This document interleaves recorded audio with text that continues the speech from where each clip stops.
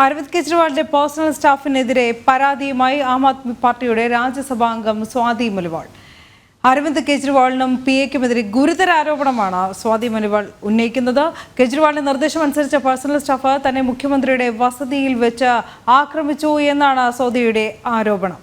ജിഷ്ണു കൃഷ്ണൻ ഡൽഹിയിൽ നിന്ന് കൂടുതൽ വിവരങ്ങളുമായി ചേരുന്നു. ജിഷ്ണു, ഗുരുതര ആരോപണം, വിശദാംശങ്ങൾ.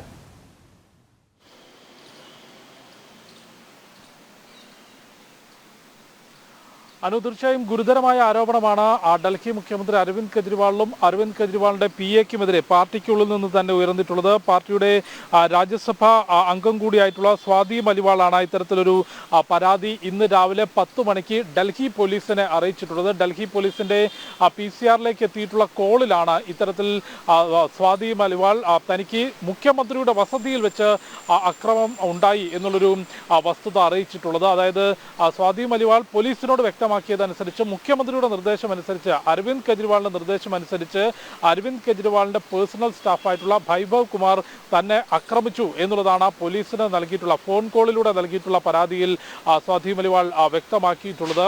ഈ പരാതിയിന്മേൽ അന്വേഷണം നടത്തി വരികയാണ്. അതായത് ഈ പരാതി എത്രത്തോളം കാര്യമുള്ളതാണ് എന്ന് പരിശോധിച്ച് വരുന്നു എന്നുള്ളതാണ് ഡൽഹി സിവിൽ ലൈൻ പോലീസ് സ്റ്റേഷനിലെ ഉദ്യോഗസ്ഥർ നിലവിൽ വ്യക്തമാക്കിയിട്ടുള്ളത്. ഏതായാലും ഗുരുതരമായ ആരോപണമാണ് നിലവിൽ ഡൽഹി മുഖ്യമന്ത്രി അരവിന്ദ് കെജ്രിവാളിനും PA വൈഭവ് കുമാറിനുമെതിരെയും പാർട്ടിയിലെ തന്നെ രാജ്യസഭാ അംഗം ഉന്നയിച്ചിട്ടുള്ളത്. തീർച്ചയായും നിലവിൽ ഒരു അഴിമതി കേസിൽ ഇടക്കാല ജാമ്യത്തിലാണ് അരവിന്ദ് കെജ്രിവാൾ ഉള്ളത്. അതും കേസിന്റെ മെറിറ്റിനപ്പുറത്തേക്ക് മുഖ്യമന്ത്രി എന്നുള്ള രീതിയിലും ഒപ്പം പാർട്ടിയുടെ ദേശീയ കൺവീനർ എന്ന രീതിയിലും തെരഞ്ഞെടുപ്പ് പ്രചാരണങ്ങളിൽ പങ്കെടുക്കുന്നതിന് വേണ്ടിയാണ് കോടതി ജാമ്യം അനുവദിച്ചിട്ടുള്ളത്. കേസിന്റെ മെറിറ്റിനപ്പുറത്തേക്ക് ഇത്തരം കാര്യങ്ങൾ പരിഗണിച്ചുകൊണ്ടാണ് അരവിന്ദ് കെജ്രിവാളിന് ഒരു ഇടക്കാല ജാമ്യം ജൂൺ 1 വരെ സുപ്രീം കോടതി നൽകിയിട്ടുള്ള. അത്തരത്തിൽ ഇടക്കാല ജാമ്യത്തിൽ നിൽക്കുമ്പോഴാണ് അരവിന്ദ് കെജ്രിവാളിന്റെ നിർദ്ദേശം അനുസരിച്ചുകൊണ്ട് കെജ്രിവാളിന്റെ PA വൈഭവ് കുമാർ തന്നെ ആക്രമിച്ചു എന്നുള്ളത് സ്വാതി മലിവാൾ ഡൽഹി പോലീസിനെ അറിയിച്ചിട്ടുള്ളത്. ഫോൺ കോൾ വഴിയാണ് ഇത്തരത്തിലൊരു പരാതി വന്നത് എന്നതുകൊണ്ട് തന്നെ അത് വിശദമായ അന്വേഷണത്തിന് ശേഷം മാത്രമായിരിക്കും